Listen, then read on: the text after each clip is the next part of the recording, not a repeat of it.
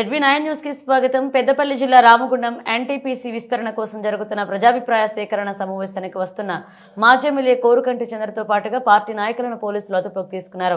NTPC ప్రభావిత గ్రామాల ప్రజల సమస్యలు పరిష్కరించాలని డిమాండ్ చేస్తూ ఈ రోజు మాజీ ఎమ్మెల్యే బంద్ కు పిలుపునిచ్చారు. ఈ నేపథ్యంలో సమావేశానికి వస్తున్న గులాబీ పార్టీ శ్రేణులను పోలీసులు అడ్డుకుని బలవంతంగా లాక్కుని జైపూర్ పోలీస్ స్టేషన్ కు తరలించారు. ప్రజల సమస్యలు పరిష్కరించి ఉపాధి కల్పించిన తర్వాతనే కొత్త ప్లాంట్లను ఏర్పాటు చేయాలని ఆయన డిమాండ్ చేశారు.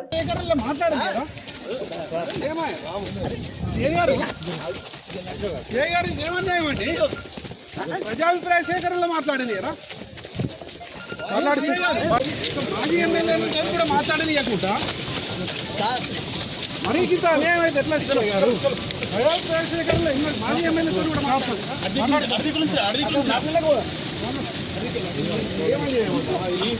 ఇదేం పాలన ఇదేమో అన్యాయం.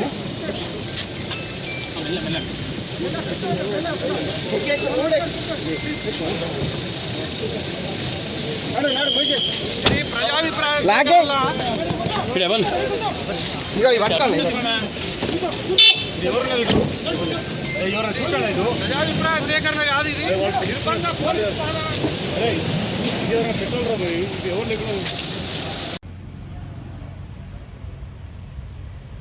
ఈరోజు రామగుండంలో నేషనల్ థర్మల్ పవర్ ప్రాజెక్టు 2400 మెగావాట్లకు సంబంధించి ప్రజాభిప్రాయాన్ని జరుగుతున్నటువంటి సందర్భంగా ఈ యొక్క ఎన్టీపీసీ యాజమాన్యం, అదేవిధంగా ఇక్కడ ఉన్నటువంటి పాలకులు, ఇక్కడ ఉన్నటువంటి ప్రభుత్వ ప్రతినిధులు అందరూ కూడా ఇలా ప్రజల గొంతుకలను నొక్కేటువంటి విధంగా ఈ యొక్క ప్రజా పరిపాలన అని పేరుకు మాత్రమే చెప్పుకుంటూ ప్రజాభిప్రాయ సేకరణకు ఎవరిని కూడా పాల్గొనకుండా చేస్తా ఉన్నారు.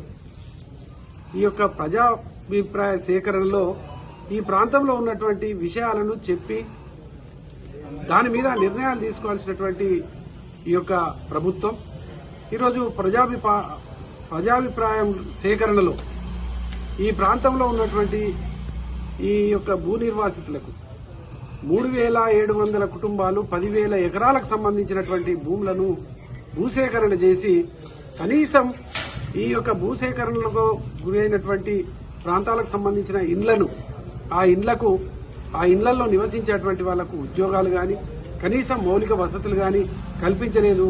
ఇప్పుడు మేము బీఆర్ఎస్ పార్టీ పక్షాన డిమాండ్ చేస్తూ ఇవాళ ప్రజాభిప్రాయ సేకరణలో చెబుదామని వెళ్తామంటే కూడా మమ్మల్ని నిర్బంధించి ఇలా జైపూర్ పోలీస్ స్టేషన్ లో పెట్టడం జరిగింది.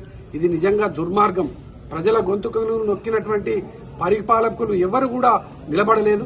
రేపు రాబోయే కాలంలో వీళ్ళకి తప్పకుండా బుద్ధి గుణపాఠం ప్రజలు తప్పకుండా చెప్తారు. ఈ సందర్భంగా మేము ఎన్టీపీసీ యాజమాన్యాన్ని, ప్రభుత్వాన్ని డిమాండ్ చేస్తున్నాం. మా రామగుండంలో ఎన్టీపీసీ 2400 మెగావాట్ల పవర్ ప్రాజెక్టు మళ్లీ చేస్తున్నటువంటి యొక్క సందర్భంగా మా దగ్గర ఉన్నటువంటి 600 ఎకరాలను యాష్ ప్లాంట్ కు మళ్లీ తీసుకుంటా ఉన్నారు.